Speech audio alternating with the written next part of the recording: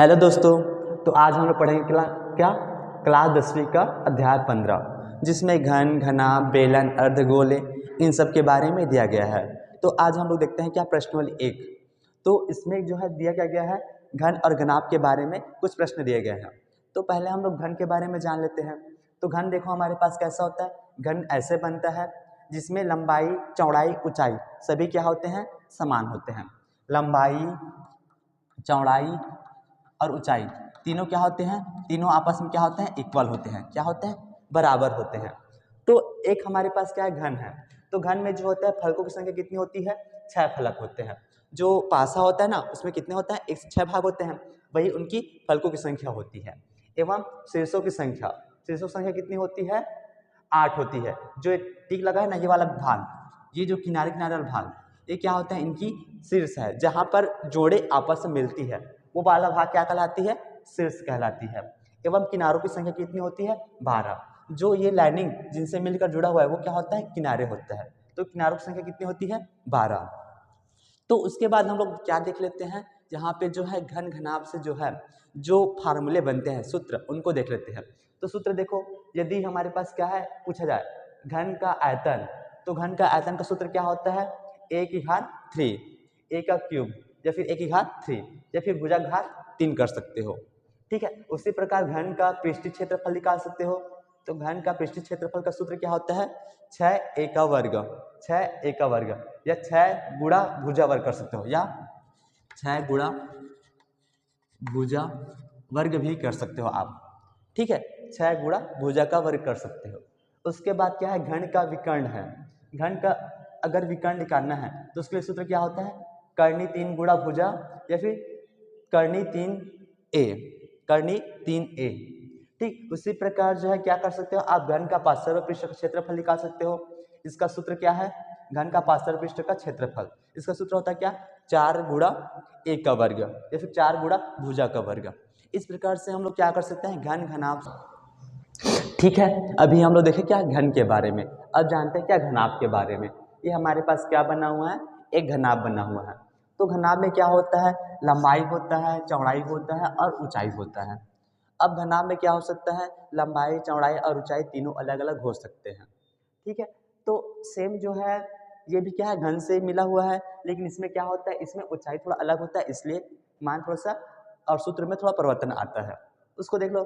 तो इसमें भी क्या होता है, घनाभ में भी फलकों की संख्या कितनी होती है, 6 होते हैं। शीर्षों की संख्या कितनी होती है, 8 होती है। एवं किनारों की संख्या कितनी होती है, 12 होती है। ठीक है। तो हम लोग देख लेते हैं क्या जो इस पाठ में उपयोग होगा, क्या घनाभ से जो इंपॉर्टेंट सूत्र, उनको हम लोग पहले देख लेते हैं। एक पूछा जा सकता है क्या घनाभ का आयतन क्या होगा, घनाभ का पृष्ठीय क्षेत्रफल क्या होगा, या घनाभ का विकर्ण क्या होगा। इनसे रिलेटेड जो है प्रश्न बनेंगे इस प्रश्नावली पे। तो सबसे पहले इनके सूत्र को हम लोग नोट कर लेते हैं। तो घनाभ का आयतन का सूत्र क्या होता है, लंबाई गुणा चौड़ाई गुणा ऊंचाई होता है। ठीक है, लंबाई गुणा चौड़ाई गुणा ऊंचाई होता है। उसी प्रकार घनाभ के पृष्ठीय क्षेत्रफल का सूत्र क्या होता है, 2 कर्णी, लंबाई लंबाई चौड़ाई, चौड़ाई ऊंचाई और ऊंचाई लंबाई। ठीक है, ऐसे आप लोग कर सकते हो, 2 कर्णी, लंबाई चौड़ाई, ठीक है, लंबाई चौड़ाई और चौड़ाई ऊंचाई और ऊंचाई लंबाई। उसी प्रकार से घनाभ का जो है विकर्ण कर सकते हो आप लोग, कर्णी, लंबाई का वर्ग धन चौड़ाई का वर्ग धन ऊंचाई का वर्ग। जल्दी से आप लोग इन सूत्रों को नोट कर लीजिए, फिर चलते हैं हम लोग पहले प्रश्न की ओर। ठीक है, आज हम लोग पढ़े क्या, अध्याय 15 क्लास 10वीं का, मतलब 10वीं क्लास का जो है अध्याय 15, जिसमें घन और घनाभ के बारे में हम लोग को पढ़ना है। तो हमारा प्रश्नावली का पहला प्रश्न क्या है, देखो, एक घनाभ 8 मीटर लंबा है, 4 मीटर चौड़ा है और 2 मीटर ऊंचा है। तो घनाभ के सभी विकर्णों की लंबाई क्या करना है, ज्ञात करना है। तो सबसे पहले आप लोग लिख लो कि क्या क्या दिया गया है। लंबाई बराबर कितना दिया है, 8 मीटर, चौड़ाई बराबर कितना दिया है, 4 मीटर, ऊंचाई बराबर कितना दिया है, 2 मीटर। तो हम लोग क्या करेंगे, सबसे पहले पहले करके निकालेंगे। तो क्या हो जाएगा, पहले करने के लिए लंबाई का वर्ग प्लस चौड़ाई का वर्ग होगा। ठीक है, तो देख लीजिए लंबाई का मान कितना है, 8 है। तो कोष्ठक में क्या लिखोगे, 8 का वर्ग प्लस चौड़ाई कितना है, 4 का वर्ग। ठीक है, तो आप बताओ कितना होता है, 8 का वर्ग कितना होता है, 8 का वर्ग होता है कितना 64 प्लस 4 का वर्ग कितना होता है 16। तो दोनों को अगर आपस में हम लोग जोड़ते कितना हो जाएगा, यहाँ से 80 हो जाएगा। कितना हो जाएगा, करनी 80 हो जाएगा। अब 80 को हम लोग को क्या करना है, दो भागों में तोड़ना है। तो एक बनना चाहिए क्या, एक इस संख्या का पूर्ण वर्ग होना चाहिए और एक जो है सिंपल संख्या होना चाहिए। तो हम लोग तोड़ सकते हैं किसमें, इसको हम लोग तोड़ लेते हैं इसको 16 गुणा 5। तो 16 पंचे 80 होता है, तो करनी 16 पंचे 80। अब यहाँ से देखो, यहाँ से क्या हो जाएगा, यहाँ से हो जाएगा क्या, करनी 16 का मान कितना होता है 4। तो हम लोग लिख सकते हैं क्या इसको 4 करनी 5। तो ये हमारा क्या आ गया, पहले विकर्ण का क्या, यहाँ पे पहले विकर्ण का मान आ गया। इसी प्रकार से हम लोग क्या करेंगे, दूसरे विकर्ण के निकालेंगे, फिर तीसरे विकर्ण के निकालेंगे और आकाशीय विकर्ण के लिए भी निकालेंगे। ठीक है, तो दूसरे विकर्ण का निकाल लो। तो दूसरा विकर्ण बराबर, अब देखो यहाँ पर पहले क्या लिए थे हम लोग, लंबाई और चौड़ाई लिए थे। अब क्या ले लो, चौड़ाई और ऊंचाई ले लो। तो क्या करोगे आप लोग, b का वर्ग प्लस h का वर्ग, फिर दोनों का करनी लगा दो। ठीक है, तो b का मान कितना है 4 का वर्ग, h का मान कितना है 2 का वर्ग और करनी। तो 4 का वर्ग कितना होता है 16 प्लस 2 का वर्ग कितना होता है 4, फिर कितना हो गया, करनी 20 हो गया। अब करनी 20 को हम लोग कैसे तोड़ सकते हैं, क्या करनी 20 को हम तोड़ सकते हैं क्या, 4 गुणा 5 में 4 पंचे 20 करनी, और करनी 4 का मान कितना 2 और करनी 5 का 5। ये हमारे पास क्या निकल गया, दूसरे विकर्ण का मान। इसी प्रकार से आप लोग क्या निकाल सकते हो, तीसरे विकर्ण का मान निकाल सकते हो। तो तीसरा विकर्ण, तो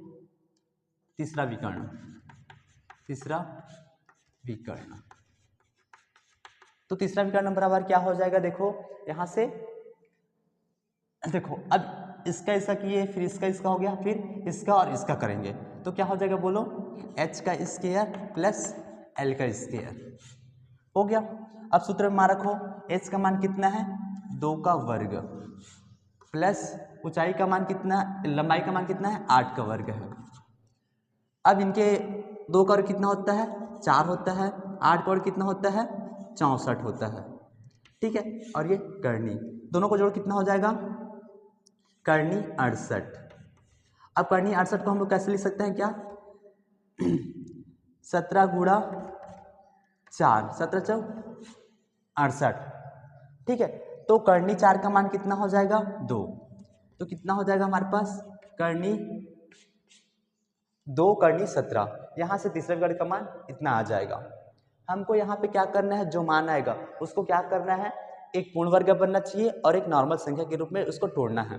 तो जो पूर्ण वर्ग बनता है वो क्या बनेगा, अपना वर्गमूल करके नॉर्मल संख्या बनाएगा और एक कोष्ठ करनी में रह जाएगा।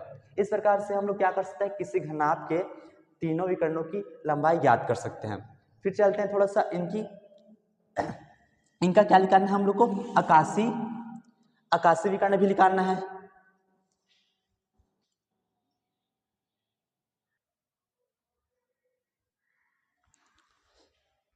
ठीक है, तो उसके बाद हम लोग को क्या निकालना है, इसका आकाशीय विकर्ण भी निकालना है। आकाशीय विकर्ण का सूत्र क्या होता है, करनी लंबाई का वर्ग प्लस चौड़ाई का वर्ग धन ऊंचाई का वर्ग।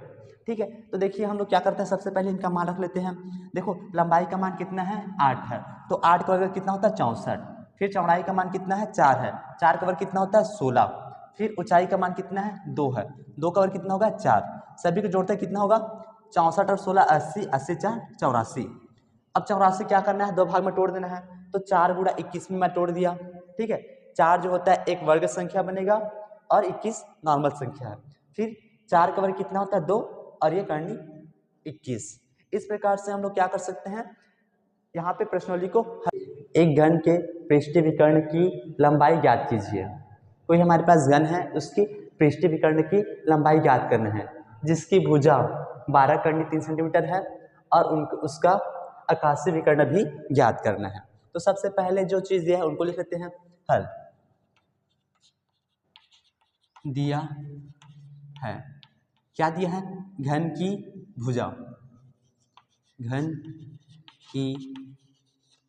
भुजा घन की भुजा, भुजा क्या लिख सकते हैं, ए बराबर कितना दिया है बोलो, तो दिया कितना है 12 करनी 3, 12 करनी 3। तो हमको ज्ञात क्या करने बोला गया है, तो घन का पृष्ठीय विकर्ण। तो घन के पृष्ठीय विकर्ण का सूत्र क्या होता है, ए करनी 2 होता है। तो घन का पृष्ठीय विकर्ण, तो घन के पृष्ठीय विकर्ण का सूत्र क्या होता है, ए करनी 2। ठीक है, ये हमारे पास क्या हो जाता है, घन के पृष्ठीय विकर्ण का सूत्र हो जाता है। अब देखिए यहाँ पर क्या रखिए, इस सूत्र पे मान रखिए। हमको क्या पता है, ए का मान कितना है, 12 करनी 3 है। तो ए की जगह में क्या रख देंगे, 12 करनी 3 गुणा ये करनी 2। ठीक है, ये करनी और करनी वाला आपस में गुणा होंगे तो कितना हो जाएगा, करनी 6 और ये 12, तो कितना हो जाएगा 12 करनी 6। ये हमारा क्या हो जाएगा, ये हो जाएगा क्या, घन के पृष्ठीय विकर्ण का उत्तर हो जाएगा। क्या हो जाएगा, ये हमारा घन के पृष्ठीय विकर्ण का आंसर हो जाएगा। ठीक है, इसी प्रकार से हम लोग क्या कर सकते हैं इसको, इसी प्रकार से क्या बोला गया, उसका आकाशीय विकर्ण भी ज्ञात करना है। तो घन का आकाशीय विकर्ण कर लो, तो घन का आकाशीय विकर्ण, आकाशीय विकर्ण, घन के आकाशीय विकर्ण का सूत्र क्या होता है, उसका सूत्र होता है क्या, ए करनी 3 होता है, ए करनी 3। ठीक है, ए करनी 3 होता है। अब ए का मान देखो, अब क्या होता है, या फिर सिंपल में कर सकते हो क्या, भुजा करनी 3 कह सकते हो। ये क्या होता है, घन का आकाशीय विकर्ण का सूत्र होता है। तो ए का मान कितना है हमारे पास, कितना है, ए का मान कितना है 12 करनी 3। तो ए की जगह हम क्या लिखेंगे, 12 करनी 3 गुणा करनी 3। ठीक है, तो कितना हो गया ये, अब देखिए क्या होगा, ये 12 करनी 3 क्या हो जाएगा, करनी 9 बनाएगा। अब करनी 9 का मान कितना होता है, हमें पता क्या है, करनी 9 बराबर कितना होता है, 3 होता है। ठीक है, करनी 9 का मान कितना होता है, 3 होता है। तो 9 की जगह मैं क्या रख सकता हूँ, 12 गुणा 3, तो कितना आ जाएगा बोलो, 12 तिया 36। ठीक है, तो ये क्या हो जाएगा इसका सेंटीमीटर। ये हो गया क्या हमारे पास, घन के आकाशीय विकर्ण की लंबाई हो गया, और ये क्या हो गया, इसकी पृष्ठीय विकर्ण की लंबाई हो गया। ठीक है, सेंटीमीटर में है तो सेंटीमीटर यहाँ पे लगे। उस बड़े से बड़े खंभे की लंबाई ज्ञात करो जो 10 मीटर लंबा, 10 मीटर चौड़ा और 5 मीटर ऊंचे कमरे में रखा जा सकता है। तो मानिए क्या है, ये हमारे पास क्या है, एक कमरा है। क्या है, एक कमरा है। अब कमरा इस प्रकार से है, तो इसमें हम लोग को पूछा क्या गया है, इसके अंदर वह बड़े से बड़ा खंभा, एक बड़े से बड़े खंभा को रखना है जो इसके अंदर आ सके। ठीक है, छोटा तो आ ही जाएगा, लेकिन हमको जितना बड़ा हो सके, सबसे बड़ा वाला खंभा क्या करना है, इसके अंदर रख के देखना है, जो इसके अंतर्गत आ सकता है, इसके बाहर नहीं जाना चाहिए, मतलब इसके अंतर्गत समाहित होना चाहिए। तो सबसे पहले देखते हैं क्या है, दिया है घनाभ रूपी कमरे की लंबाई। लंबाई कितना दिया है, 10 मीटर दिया है, चौड़ाई कितना दिया है, 10 मीटर दिया है, और ऊंचाई क्या दिया है, 5 मीटर। अभी क्या है, देखो ये घन है कि घनाभ, तो आप लोग को पता कर लेना है क्या, इसकी देखो लंबाई चौड़ाई ऊंचाई। ठीक है, ऊंचाई यहाँ पे अलग दिया हुआ है, तो क्या है, घनाभ के बारे में बताया गया है। तो हम लोग क्या निकालेंगे, यहाँ से घनाभ का आकाशीय विकर्ण लगाएंगे। तो घनाभ का आकाशीय विकर्ण निकालना है, क्या निकालना है, आकाशीय विकर्ण। तो घनाभ के आकाशीय विकर्ण का सूत्र क्या होता है, करनी क्या हो जाएगा, एल का वर्ग प्लस बी का वर्ग प्लस एच का वर्ग हो जाएगा। तो घनाभ का क्या होता है, आकाशीय विकर्ण की सूत्र क्या होता है, लंबाई का वर्ग, चौड़ाई का वर्ग और ऊंचाई का वर्ग। अब सभी के मान को हम लोग रख लेते हैं। चल देखिए यहाँ से, लंबाई का वर्ग कितना है, मतलब 10 का वर्ग, प्लस ऊंचाई का मान कितना है, 10 का वर्ग, प्लस ऊंचाई का मान कितना है, 5 का वर्ग। लंबाई का मान 10, चौड़ाई का मान 10 और ऊंचाई का भी मान 5 है। ठीक है, लंबाई 10, चौड़ाई 10, ऊंचाई 5 है। अब सभी के वर्ग को हल करते हैं, तो 10 का वर्ग कितना होता है बोलो, तो 10 का वर्ग कितना होता है, 100 होता है। फिर 10 का वर्ग है तो इसका भी मान कितना होगा, 100, और 5 का वर्ग कितना होता है, 25। तो सभी को आपस में क्या है, इनके मध्य में क्या है, जोड़ने का संबंध है, तो सभी को आपस में जोड़ दीजिए। कितना हो जाएगा, 100 और 100 200 और 225 हो जाएगा, करनी 225। अब यहाँ से बताइए क्या कि करनी 225 का मान कितना होता है। तो करनी आप लोग को पता होगा, करनी 225 का मान कितना होता है, 15 होता है। ठीक है, 15 मीटर। ठीक है, करनी 225 का मान कितना होता है, 15, और सभी उत्तर क्या है, मीटर में है। तो उस बड़े से बड़े खंभे की लंबाई कितनी होगी, 15 मीटर। अतः हम लिख सकते हैं क्या, अतः उस बड़े खंभे की लंबाई